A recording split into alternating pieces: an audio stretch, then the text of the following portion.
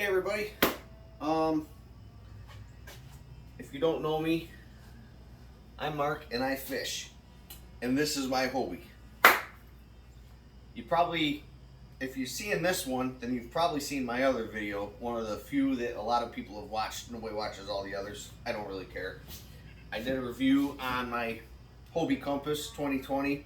Seems to be like people like it. So I thought I'd give you an update on what I've been doing with it and where I'm about to go with it.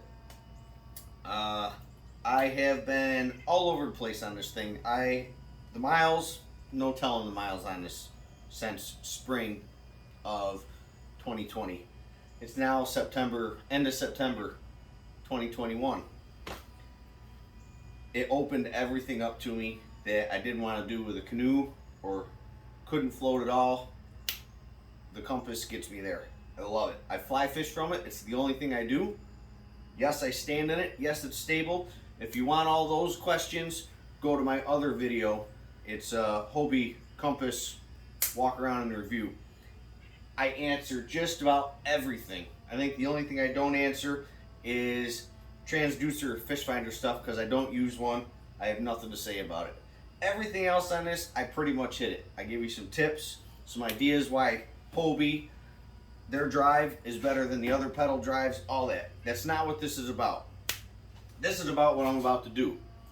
So, mostly still waters I've been fishing. I have put it on some rivers. Easy rivers, nothing serious. Let's face it, these Hobies are awesome.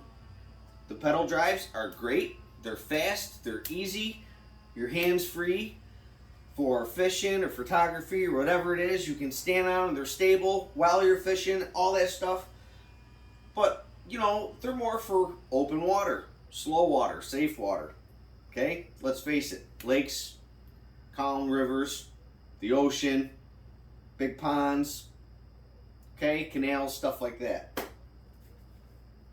I am in 4 days leaving upstate New York with this on the top of my Subaru, and I'm going to South Texas, and I am floating the Devil's River with this thing.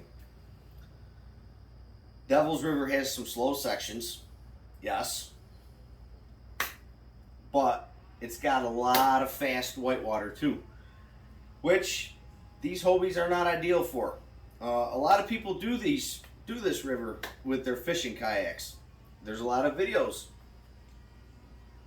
Go to the YouTube search bar and search Devil's River kayak trip, Devil's River fishing, whatever. You're going to see a lot of people doing these sit on top fishing kayaks in the Devil's River. It can get a little hairy. I only found one video where Hobie itself put it out and took these things on it, and they only did the slow section in the beginning from what I could tell. They did not do the overnight trip. Couple nights, 2-3 nights down the river where you get the waterfalls and the whitewater rapids and all that stuff. I'm gonna do it. I had an offer to just fly down there and I would borrow a canoe from somebody. This story is gonna be the last story in my next book. Not All Trout Are Geniuses. And I couldn't just do that in a loaned kayak. I got a lot of scratches in this thing. And I want to put scratches from the Devil's River on this thing. Part of the story is going to be me getting there. And the other part of the story is me doing it with my own kayak. It's important to me. Maybe it sounds stupid to some people. If I had the chance to fly down and just borrow one, I could probably damage this. I could hurt it. Whatever, but you know what? This is mine, and it's my story. So I'm going to take this 2020 Compass down the Devil's River. And I'm really looking forward to it. I've been looking forward to this trip since 2016. So let me show you what I think is the most important thing for this trip, for this kayak. It's not all the gear I'm carrying. Not at all. It's how I'm carrying it. On a river that you can, we're going to be lowering it down a waterfall. We're going to be doing some rapids and stuff. I will not ride this down the rapids. They'll be portaged around the rapids, or go down the side of the rapids, outside of this kayak, holding it, letting it go down the front. I got some stuff rigged up. But first and foremost, that's my food. That's my dry bag with everything in it. I'm not going over the gear I'm taking and all that stuff, okay? That's not what this is about. It's about when this thing has a mishap, when I have a mishap, when I make a stupid decision, when I don't see something coming, when I decide, you know what, I think I got this, and I don't lose anything. I've done a lot of canoe trips in the past. Not a lot. I have done some. And there's been a couple of times where I lost some stuff. About 3 years ago, I did a canoe trip with JP up in the Adirondacks. 3 days. Headwaters of a really famous river where really nobody goes. And, you know, I had, what did I have? I had my Corker wading boots on with the removable soles. And in the muck, crossing over a beaver dam at some point, portage and canoe over a beaver dam, one of those removable soles got sucked off in the mud, sucked off of my boot in the mud. Gone. And it really bugged me that I left that piece of plastic off the bottom of my boot behind in a place where people don't go, where you go to get away from people. That thing could be buried under the mud and never seen again. It could get floods and stuff, could get washed up, and it really ticked me off knowing that I left this bright orange plastic thing. So it really bugs me. Even if I have a mishap, I don't want to lose stuff downriver in a beautiful place like the Devil's River or anywhere because I didn't have it fastened down enough. And I don't want to lose my stuff. So not only am I using the bungees that come on the compass, I bought some nets. I got these nets. And everything is secured. Okay? Everything. This is what this is about. This thing could do a barrel roll. This stuff is not coming off. I did the leash. I did the leash for the paddle. The paddle's not going anywhere. Here's the big thing. Those pedals, that pedal drive, is going to be out and stowed away, most likely, more than it's used. There are some slow sections where I'm going to use it. But a lot of the time, I'm going to be using that paddle, not the pedal drive. Okay, so normally around here in the lakes, in the slow waters, the safe stuff, the calm stuff, I just pull the pedals out, put them up front with the fins underneath that cover, and no big deal. This thing's, nothing's going to happen. It's not going to flip. There's not going to be any emergencies, no big deal. But on this river, I am definitely worried that if this thing were to flip and that pedal drive was just kind of laying up front, that sure, it could fall out. So I made a leash for it. I got a leash. I can't lose the pedal drive. But if this thing was just laying up here like this, even underneath this, I don't trust it. If this thing were to roll, flip on the river in some fast water, this thing's still got that far to drag, smash, try to act like an anchor. It's either going to get the kayak stuck in a bad place when that thing anchors into the rocks, or it's going to destroy my pedal drive because it's still attached to this big thing as it's floating down the river upside down through the fast water. I'm not having that. So this is what I've come up with. Let me show you. Let me put this over here so you can see it as I do it. Hang with me for a second. As my camera stand screws up.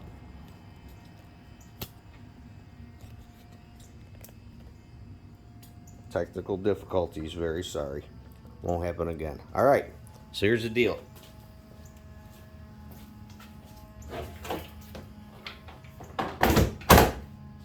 I'm going down the river. We're coming up to, the guys I'm going with, they've done this trip more than once, several times. They know the river. They know where we got to get to camp each night. So they know how much water we got to cover so that we're not trying to find a campsite they don't know in the dark. They also know where the waterfalls are. They know where the whitewater is. we're going to get out before we get to that stuff so that we can portage around or lower it down through safely. So it's not like it's all of a sudden going to be like, holy crap, it's here. And even if that happened, I think I got a hold of this. So here's the deal. Here I am. We got to get out. Stow stuff to get it through some white water.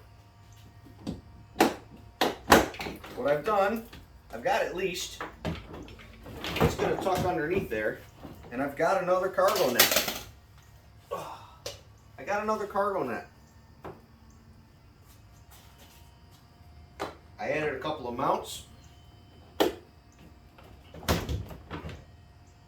It's not going anywhere now.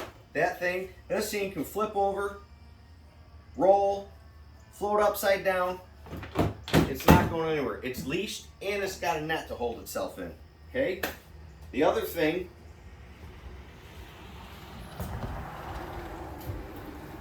I'm taking a couple of fly rods with me. One's always going to be in the tube in the back.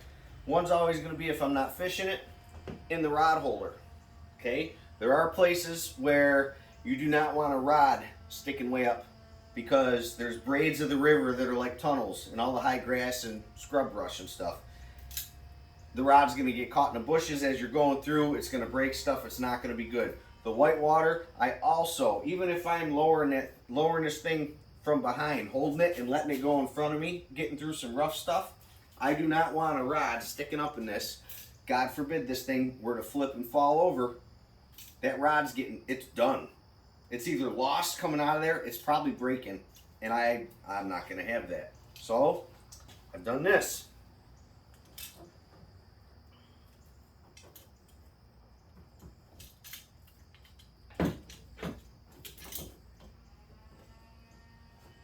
These orange gear ties, I think I bought them, I'm going to admit it, I think I bought them at Walmart. A couple of dollars. And they're just wrapped around this net, waiting to be used.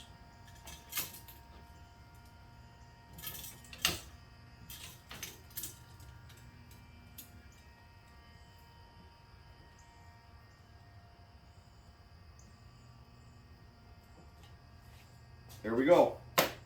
That's the plan for that. The ideal plan would be for me to hold the fly rod while I bring it down through the white water with me. We'll see about that. The fly rod, that's one plan. But the important part to me is that everything in this thing is stowed. Everything's leashed. Everything's netted down, front and back. That'll come off. That'll go in there. The seat's going to go down. That's going to hold the seat down. And this is how it's going to go through. This is how it's going to get lower down the waterfall. This is how it's going to get. I'll be holding back here as it goes down.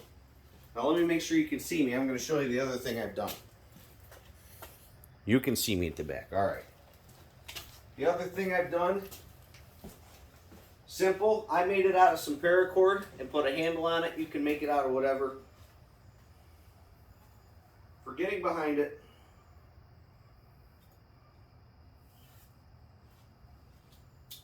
I put a rope.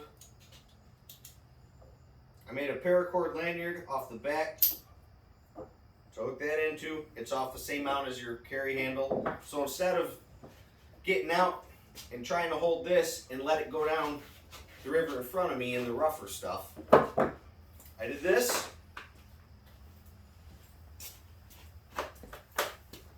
Attach it to the back. There's a handle. This is old motorcycle parts. I still got crap laying around from when I was a fabricator. It works. That's the handle. Now I can let this thing go down the river, hold it, let it get far enough away from me. I can actually let this thing go. I don't even know how long this is. 12, 13 feet. Let it get past stuff, and then I can get my footing and move a little bit with it. The idea is I can stand back here with this and just lower it through sections where it's too much for this kayak. It's all good plans in my head. We'll see if that really works or not. And this is just going to get stowed in the pocket of my dry bag. When I need it, it's there, fast to get to. So that's it. That's what we're getting ready to do. After the trip, there will be a review of how it did. Maybe if I came up with any tricks for the river, for that type of environment for this thing. There's a possibility I could even hit some salt water before I leave Texas and come back home. We'll see. But the big deal is Devil's River, 4 days, I'm on the road, on my way there. And everything, to me, the most important part of this is that everything is lashed down, fastened down, netted down, leashed, so that when a mishap does happen, I don't lose anything. I don't want to lose anything. I don't want to lose stuff and litter, and I don't want to lose anything that I need. I hate that. I don't want to. I hate it when I see stuff floating down the river because somebody flipped a canoe. You see crap on the bottom. I don't want to be the person that contributes to any of that. When this thing goes, over it goes, nothing's coming off of it. And that is, to me, is more important than showing you what kind of gear I'm taking. You're going to take whatever gear you want, but I think when you do a trip like this, you've gotta, the most important thing is knowing that you're not going to lose anything when something happens, because something's going to happen. So that's it. After the trip, I'll come right back here in the garage, set it all up, and tell you what the trip was like. Okay? Till then, call in sick, go fishing.